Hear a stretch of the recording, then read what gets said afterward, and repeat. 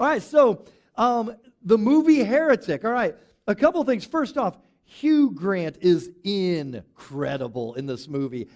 Frankly, I loved him in the rom-com days, all right? But him playing an evil dude, a creepy dude, whatever you want to call that, he is impact. His facial expressions, his delivery of just a regular sentence is like, dang, that was so good. So first off, it's worth it just for that. Hugh Grant said he wanted to make his character, Mr. Reed, feel like that groovy professor who was kind of different and a bit crazy and a kind of classic and daring, and he nails it. He's that professor who, like, oh man, he knows a lot of pop cultural references, and he's kind of quirky but fun and hip, and that's kind of what he pulls off here. If you like creepy movies, I think you'll like this. It's probably my fourth favorite out of the 4 movies that we've done, just out of those 4. I still liked it. I really like it if you like creepy movies. So I'd recommend it if you're not a fraidy cat. So it's about 2 young missionaries, Mormon missionaries, Sister Barnes and Sister Paxton, and they're from the Church of Jesus Christ of the Latter-day Saints, the Mormon Church. And they ride their bicycles around like Mormon missionaries do. And they go to the house of a man named Mr. Reed. He has inquired about the Mormon faith and would like more information about it. And they will show up if you ask them to. Trust me, brother. Okay? So they're at his front door, and the lighter-haired of the 2, Sister Paxton, she's never baptized anyone. So she's super eager, and she's spouting off all this material about faith. Meanwhile, it's pouring rain on them, and Mr. Reed, who's answered the door, is like, do you want to come inside? And she's just like not missing a beat, spouting off her information that she wants to get, because she wants a baptism. And so she's spouting it all off, and finally, he's like, come on inside, come on inside. And they're like, well, wait, there has to be a woman present for us to come in the house. Do you have a female roommate? And he's like, no, but I have a wife. Does that count? She's in the back of the house baking a pie. And they're like, oh, well, yeah, that counts. And so they make their first mistake. What do? They enter the house. Okay, so creepy movie for any lady just at this point already. You're like, So they come into the living room and they start chatting it up. And Mr. Reed is quirky. He's friendly, he's funny, he's personable, he's very familiar with pop culture, like the zany professor, groovy professor that he wants to be, that Hugh Grant pictures him being. And so Mr. Reed quickly, eventually summarizes the story of Joseph Smith, the founder of Mormonism, and also a little bit about the Mormon Church. Like, this dude really knows his stuff, and eventually he drops his own copy of the Book of Mormon on the coffee table, and it has tabs all over it. It's worn out like crazy, obviously well used. And Sister Paxton, the eager one with the lighter hair, she's like, wow, you read more than we do. We should be more like you, Mr. Reed. And then she catches the pun, Mr. Reed. And so she's like, wow, this guy's well-read, well-informed. Well, eventually he asks them, how do you feel about awkward questions?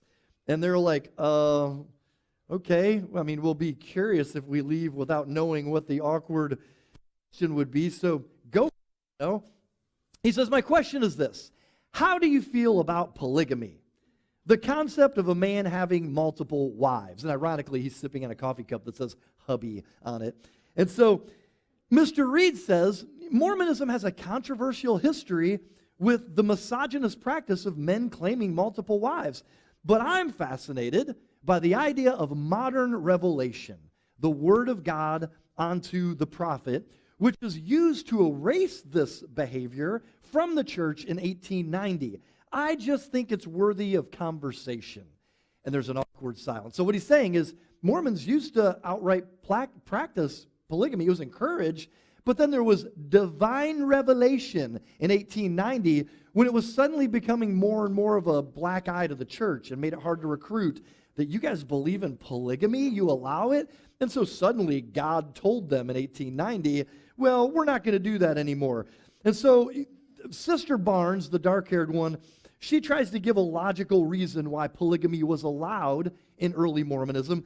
But when Hugh Grant's character, Mr. Reed, looks at Sister Paxton, the younger, eager, light-haired one, she says, yeah, it's sketch for sure. in typical Gen Z language. So Mr. Reed says, you see, I worry that Joseph Smith used the concept of polygamy to legitimize his affairs with other women. He said, I worry that Joseph's wife, Emma Smith, was upset when he slept with Fanny Alger, their 16-year-old maid. I worry that he formulated a plan to use revelation for consequence-free sex in the aftermath of that indiscretion and others like it. Now, by the way, this is Dan Smith off to the side. Scholars can't quite agree on how many wives Joseph Smith, the founder of Mormonism, had, but it is between 28 and 49. That's what we're dealing with here. We're not talking 3 or 4. We're talking 28 or 49, okay? Big fan of the number 49, but not with wives. Go Niners. So, Mr. Reed talked about how he investigated many religions, and for the better part of a decade, but how none seemed true. And when they were held under a microscope, none of them seemed true. He said, and I wondered what else was out there. He said, I promise you, the last thing I wanted to do was find the one true religion, which is a theme, the one true religion. He said, unfortunately, I did.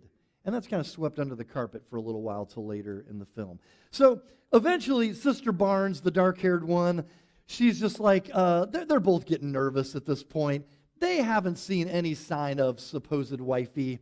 And they say, can we please just meet your wife?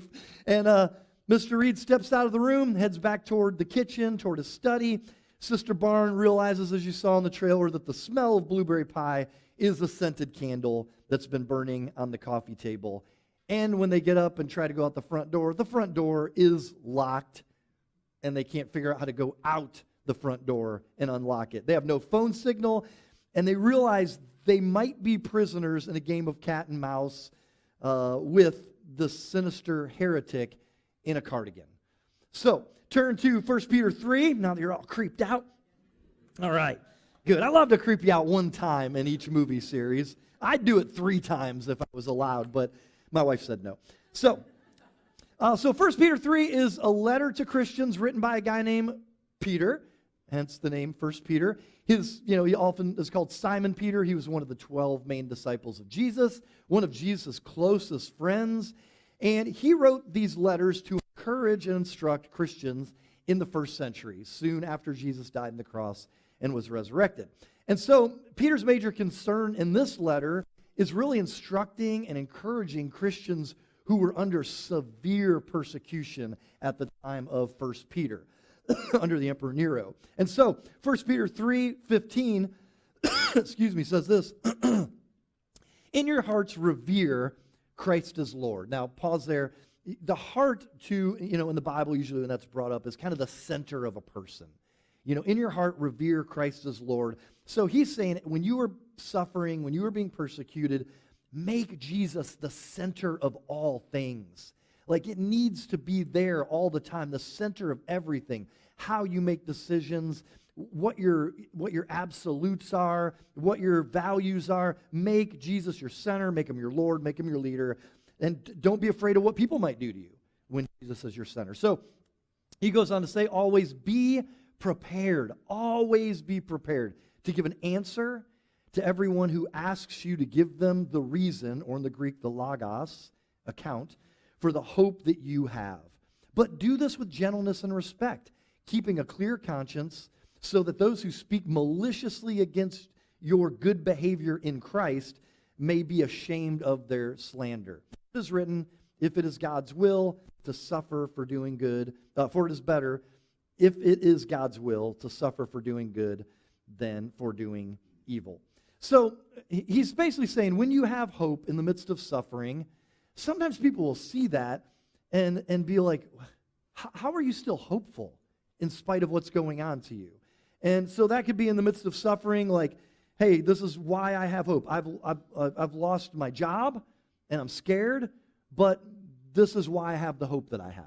It could be a culture, our culture dislikes Christians generally, but this is why I have hope.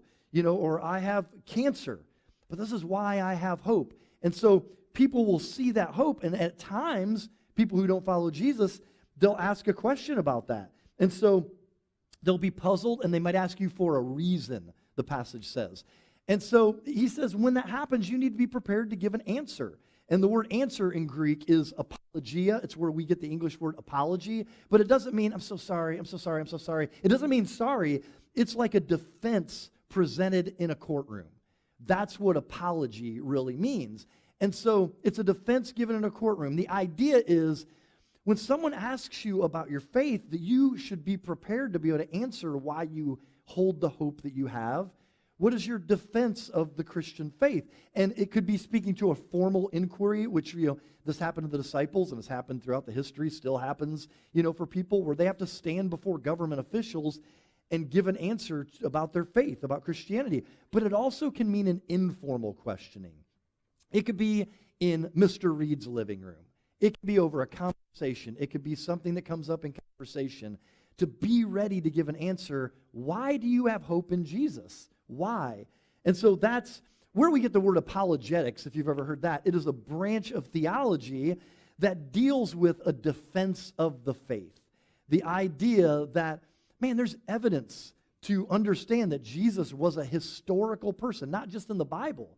There's evidence to understand that he was a real historical person, that there's archaeology that backs up things that the Bible says. There's logic, there's all this stuff, there's philosophy, all these things, and that is the realm of apologetics, where people give a defense of the faith and say, it's not this giant leap of faith, it's a step of faith, because there's so much evidence to understand Jesus lived, died on the cross, rose from the dead, and things surrounding that. So you will eventually find yourself in Mr. Reed's living room somehow. Shouldn't have gone in there, but you'll find yourself in there metaphorically with Mr. Reed leveling some kind of attack on your faith or asking a reason for the hope that you have.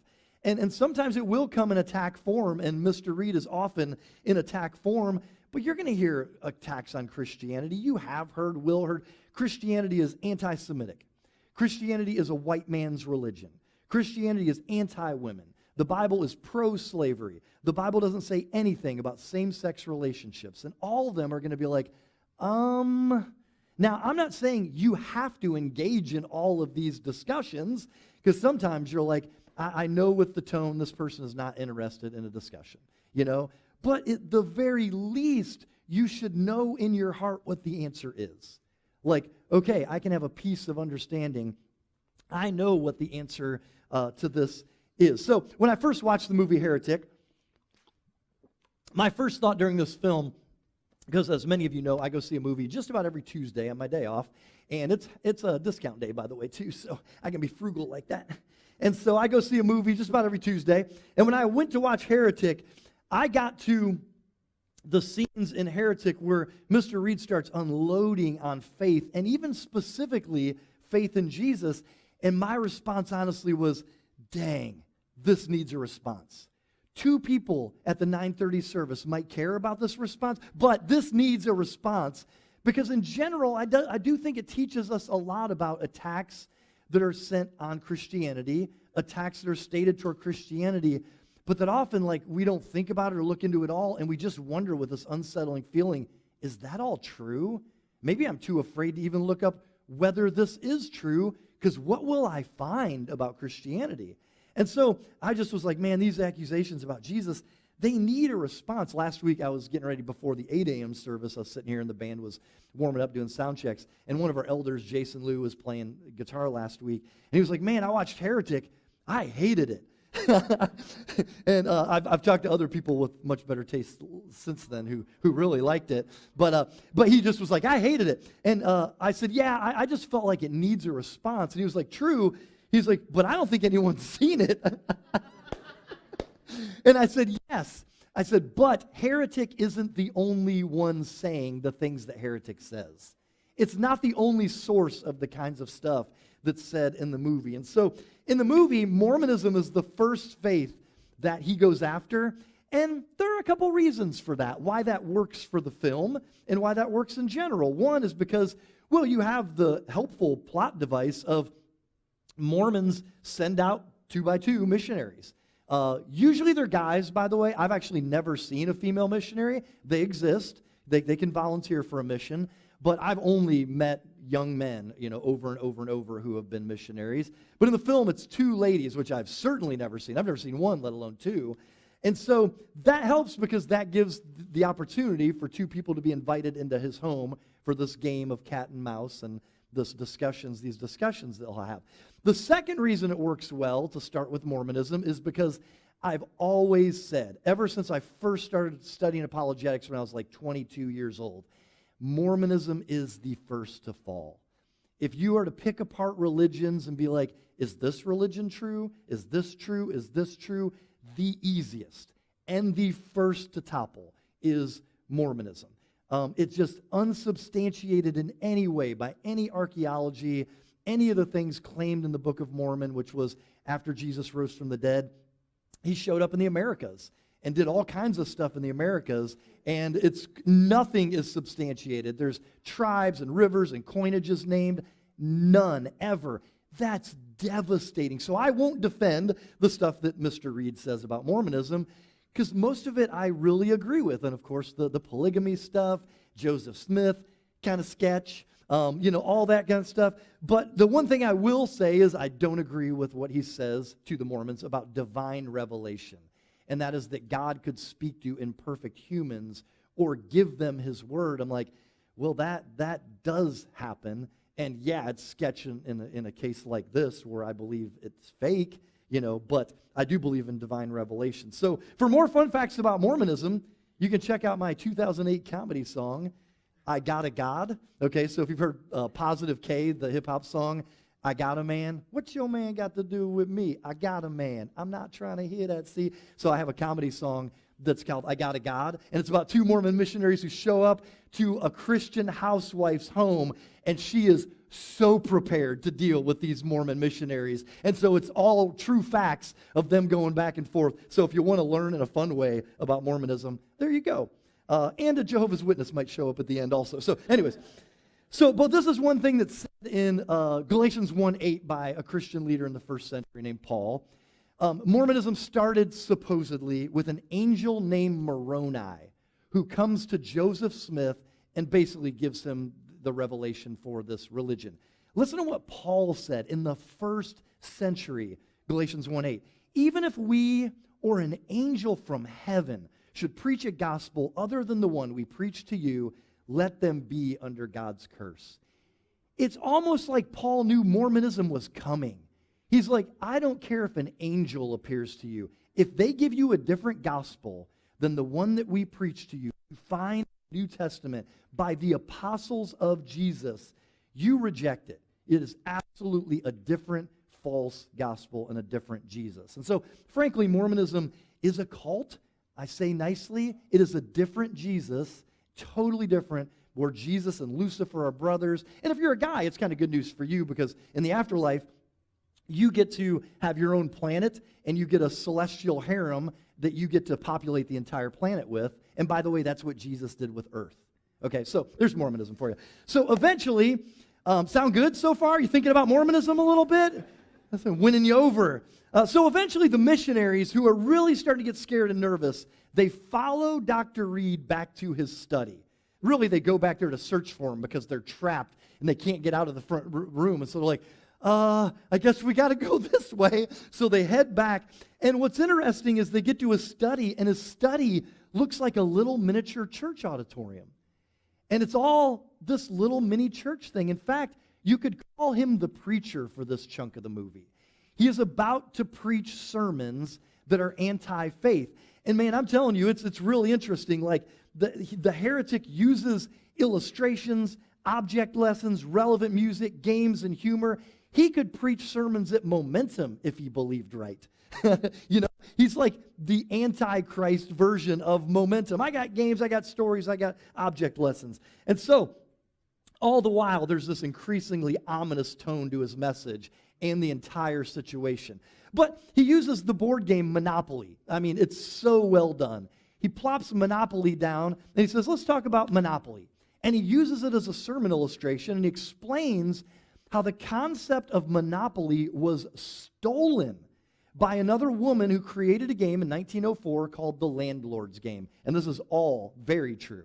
A woman created a game called the Landlord's Game. A guy stole the concept, Charles Darrow. He sold it to Parker Brothers. It was mass produced. He got rich. She never got any of the credit, died poor, and it was 40 years before anyone realized he stole Monopoly from her, the Landlord's Game. So, Mr. Reed uses that as an illustration, and he says, I'm talking to you about iterations. Iterations are repetitions, or in this case, even more, probably specifically, like a different form or version of something, kind of borrowed from something previous. Then he goes on to talk about the big three monotheistic religions. Judaism, which he just very cleverly pulls out the original edition, The Landlord's Game. This is Judaism, the original, the OG of monotheism. Then he says, then there's Christianity, the most popular edition. That's Monopoly, stolen from Judaism, he says. Then Islam, the newer, second most popular edition. And he sets out another board game called Monopoly, Ultimate Banking. It's just like a spin-off of Monopoly, basically. And then he says, and finally, after 1,800 more years after Islam, Mormonism, the zany regional spin-off edition. And he sets out Monopoly Bob Ross edition. And Bob Ross's big white afro, and, it's like going on here. And so it's really so funny and so clever, and Hugh Grant nails it. But he says iterations over time, diluting the message, obscuring the original, and then he goes on to even say, okay, yeah, Judaism, the OG monotheistic religion, he says. But he says, but none of these beloved texts are actually true or real in any way. They all point to even more ancient truths of stories that people have been telling each other for centuries. And so here's where it gets real, and this is where I leaned forward in the theater. He says, the story of a Savior who was born to a virgin, who could perform miracles, and was supernaturally resurrected, was a very popular story for at least 1,000 years before Jesus was even born. Ooh, that shot's fired, isn't it? Because if so, what are we doing here? Let's go watch pregame, right? Let's go watch pregame and study Greek mythology and, other ancient myths where I guess those are the real truths of life. And so he says this. Here's his exact quotes and evidences. Mithras performed miracles. He was marked by the sign of the cross. Horus walked on water, was crucified, and had 12 disciples. Krishna, he was a carpenter, born to a virgin, baptized in a river, rose from the dead, and ascended to heaven. He said, I'm sorry, but it is impossible to ignore the influence of one narrative upon another. What is he talking about? Iterations. That's what he keeps saying, iterations. So at this point in the movie, if you are a believer, you would watch this movie and you would lean forward and be like, what? Is this true? Like, is this really true? Like, what if Jesus was just another myth? But if you're like me, you leave a movie theater and you're not like, hey, I'm ready to go home and do some research right now because I got a life and things to do. So you're like, hey, time to dig in and do some research. But then this unsettling thing just stays in your stomach of, none of this is true, and I'm just not as well-read as Mr. Reed, and I'm just the dumb one who's following Jesus and wasting my time and money and energy. What if this is true? So Mr. Reed isn't just attacking their Mormon faith. He's attacking faith. He is attacking faith in general. So I thought it'd be fun to kind of like talk about this for a moment as an example of attacks on faith.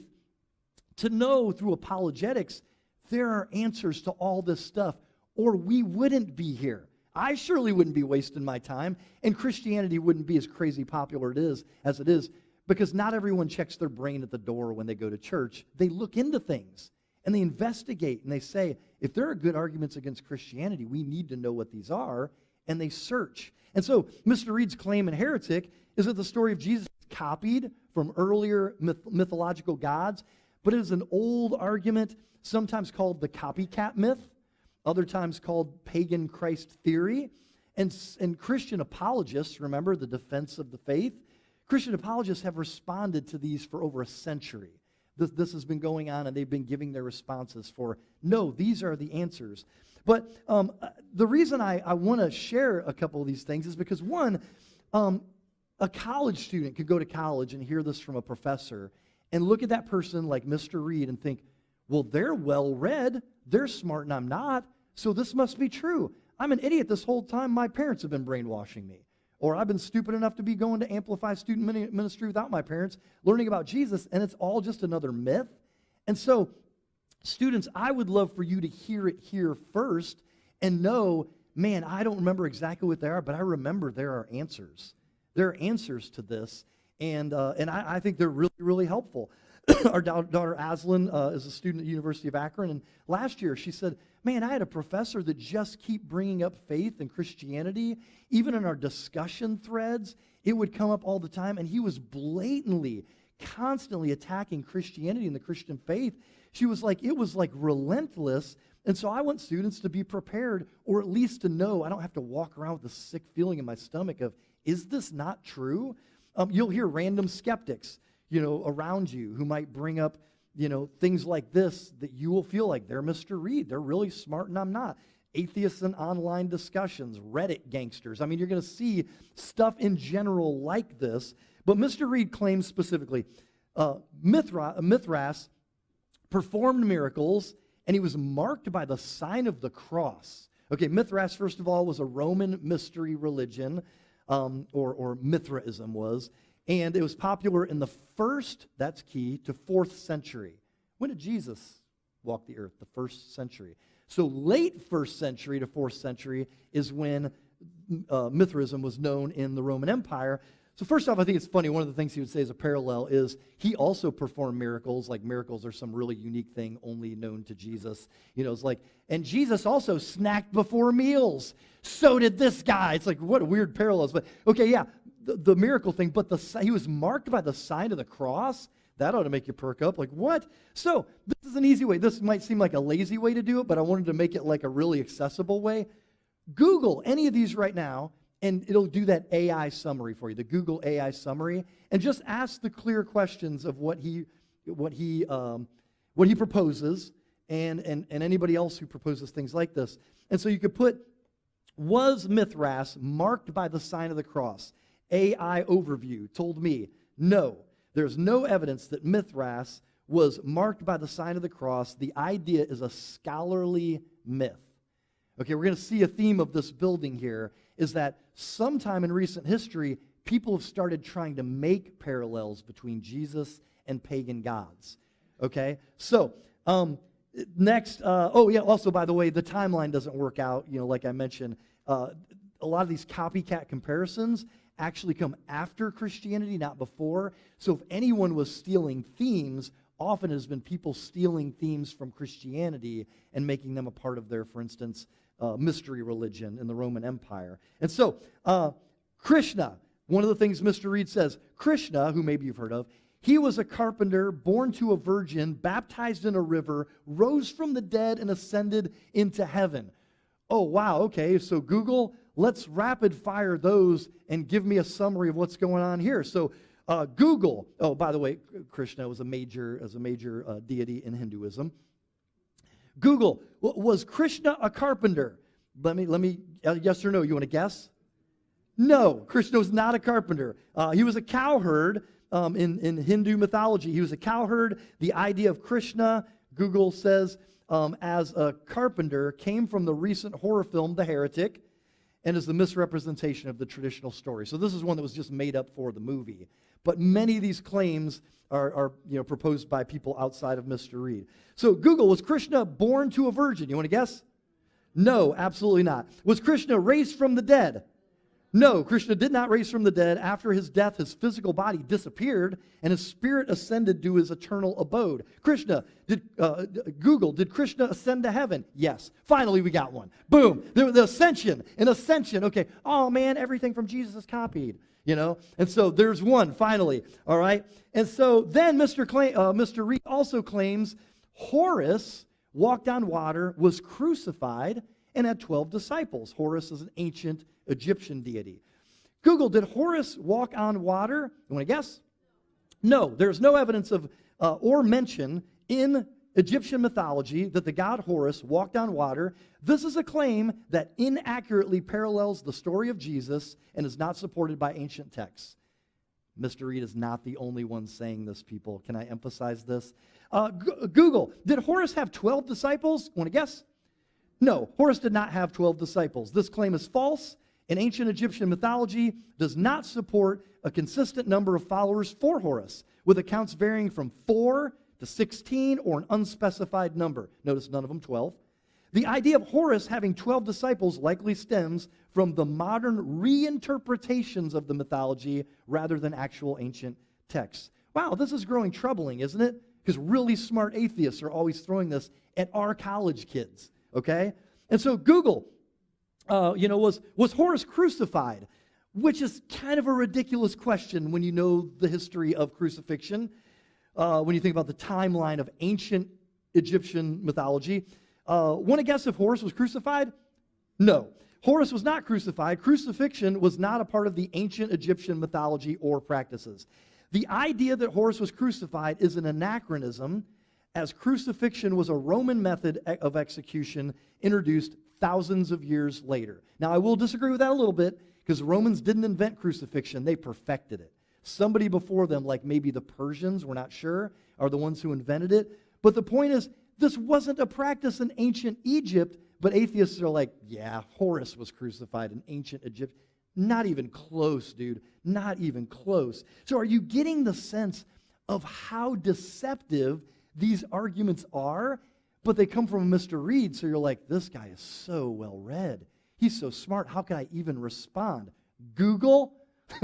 I mean, Google answers it. Funny thing is, in the film, one of the missionaries, the darker-haired girl, she eventually learns to challenge Mr. Reed on some of the things he's saying, on several of his points. And one of the things she says is, you point out all these similarities to these mythological gods and what they have with Jesus, but you breeze over many glaring differences. She says, one of these guys has a freaking bird head, for instance.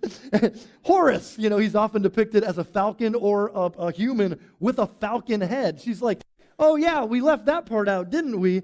And so, that's like a fun way that she combats this. One place this has come up is, have any of you ever heard of the comedy but documentary by Bill Maher called Religulous? So yeah, it's basically Bill Maher, who's funny, he's a comedian, does commentaries and political stuff and all that stuff. He did a comedy documentary, meaning he's being funny in it, but the whole point of the documentary is to ridicule people of faith, especially the three big monotheistic religions. So he asks questions of Jews, he asks questions of Christians, he asks questions of Muslims, and he very smugly just makes them look ridiculous. And he spouted off so many things in that movie, and I think he's a really brilliant dude. I actually appreciate him in political discussions, because I think he will tell lefties, you're ridiculous with this. And he'll tell righties, you're ridiculous with this. And so he'll just be like, hey, I like logic, but when it comes to faith, he doesn't like logic at all. And he doesn't look up facts. So he says so many things that are so wrong and religious, and I'm like, dude, you got to read about that. This is not your style. But he doesn't want to believe. And so he ridicules people, asking them, and guess what? He brings up in his movie, in his documentary, the same three characters, Mithras, Krishna, and Horus. So in Religulous, you got to hear this. He proposes this after man on the street interviews with a bunch of people, telling people how Jesus is an original, he's a copycat, and all these things.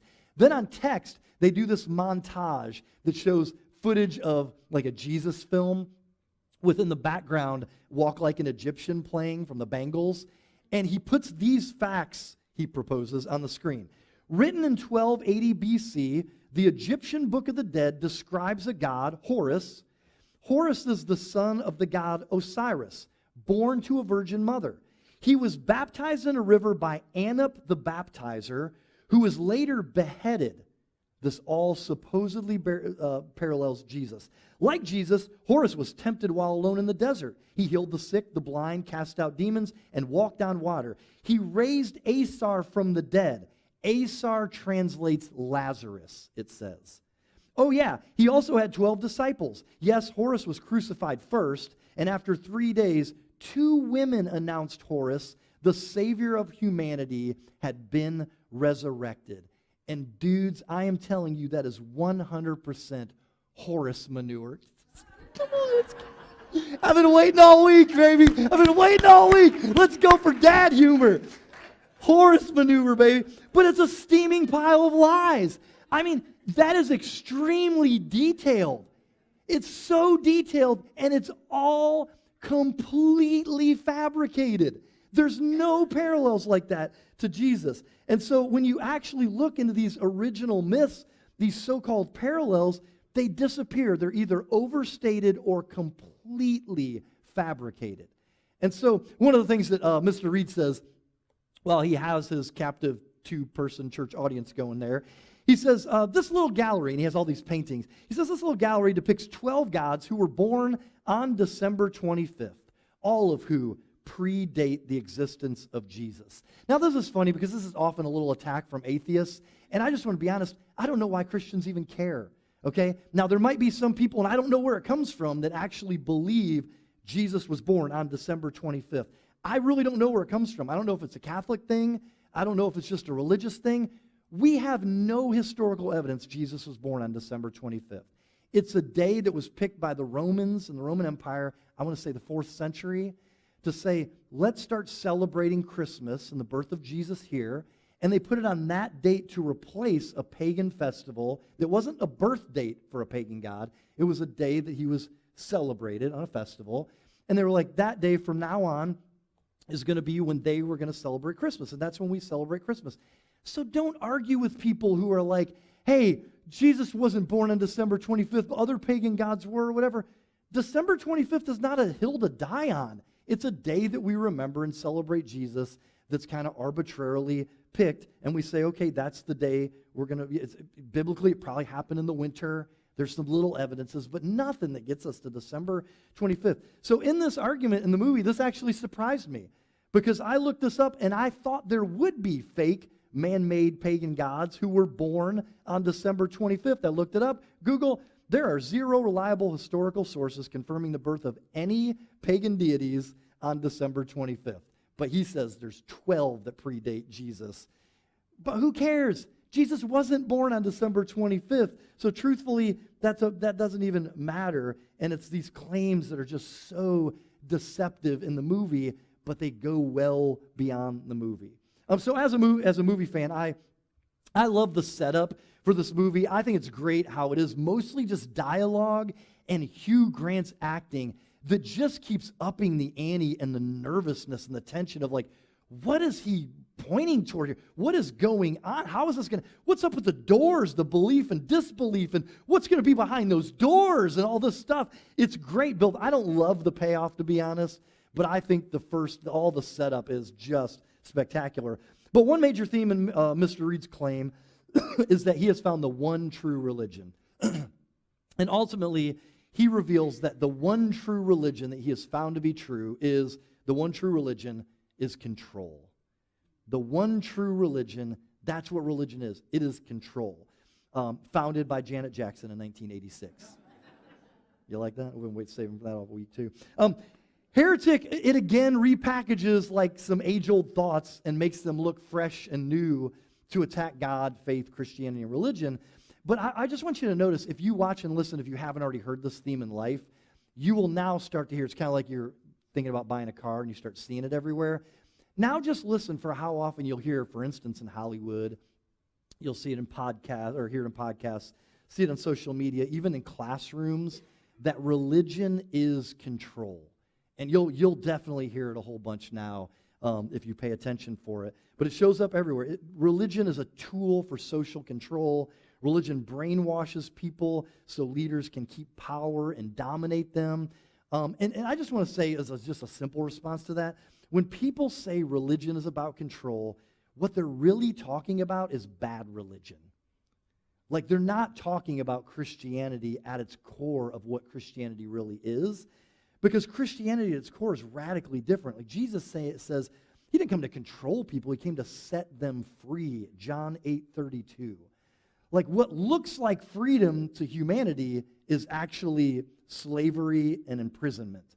But I have come that if you would follow me, you'll be set free. You have actual freedom in me. And so the gospel isn't about manipulating people. It's about transforming people's lives with a heart of love And our God who has a heart of love is like, when you experience my love, you will want to follow me. You will want to do things my way because I love you, I will protect you, and I want what's best for you. So for a Christian, the redeeming thing about this movie is, as you go through the movie, you realize two things. One, Mr. Reed is extremely well read. Like, I want to be like him in that sense. Like, if you ever met that person, you're like, wow. I think Mark Twain once said, like, everyone wants to have read the classics, but nobody wants to read the classics.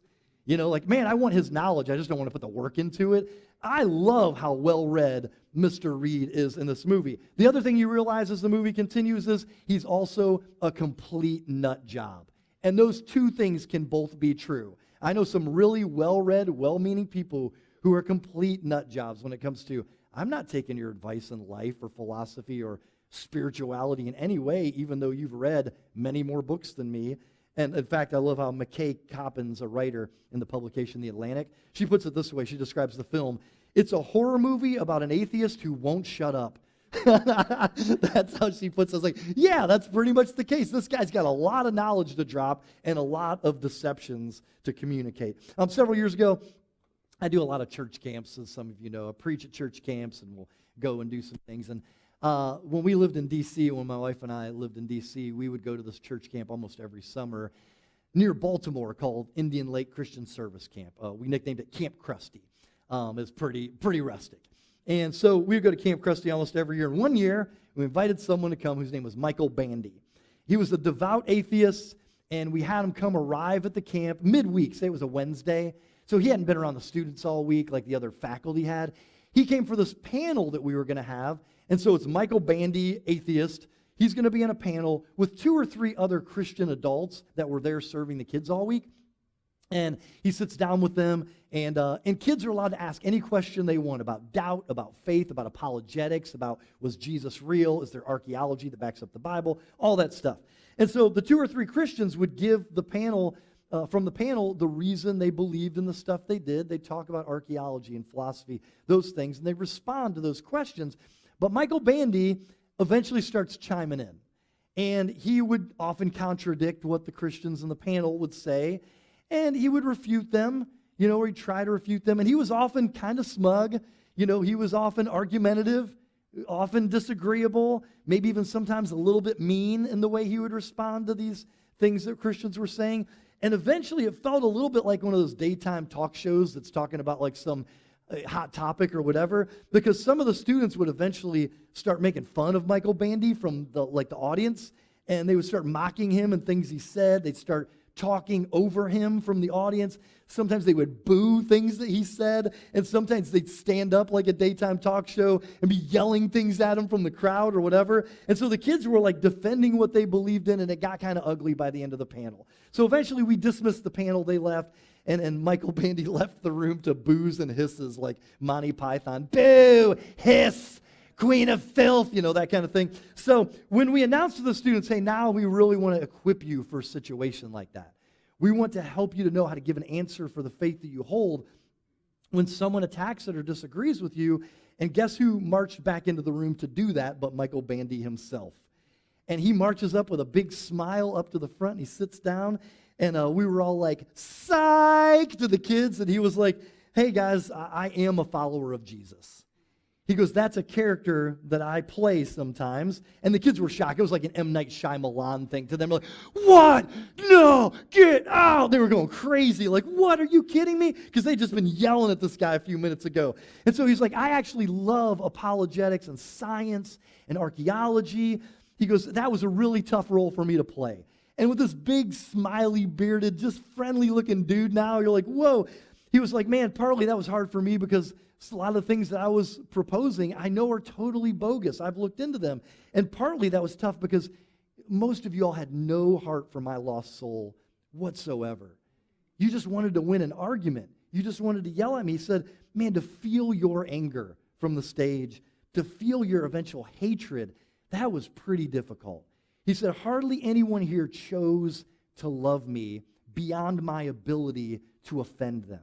And he said, but it was one girl, and he pointed out a girl in the crowd, one high school girl. He said, this girl right here, she cared. Like I felt it. She remained kind to me. She controlled her emotions. She was the only person in the room that I liked as that character. And man, that is such a great way to top off this verse that says, 1 Peter 3:15, always be prepared to give an answer to everyone who asks you to give the reason for the hope that you have, but do this with gentleness and respect. And that word gentleness is one of my favorite words in the entire New Testament of the Bible. It's often in older English, people would translate it meekness, but nowadays people think meekness means weakness, and it's totally a different word.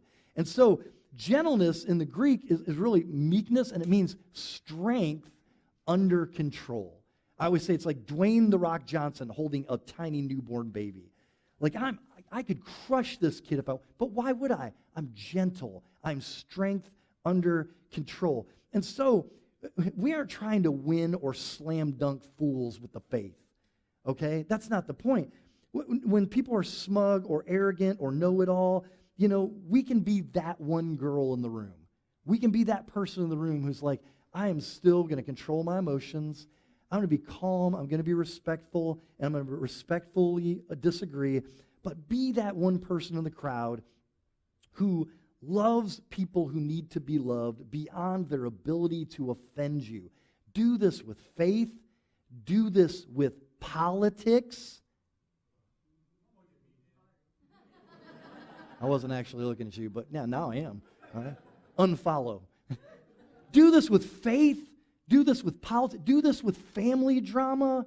With gentleness and control, I respond, because truth and love are the marks of a disciple of Jesus. Let's pray.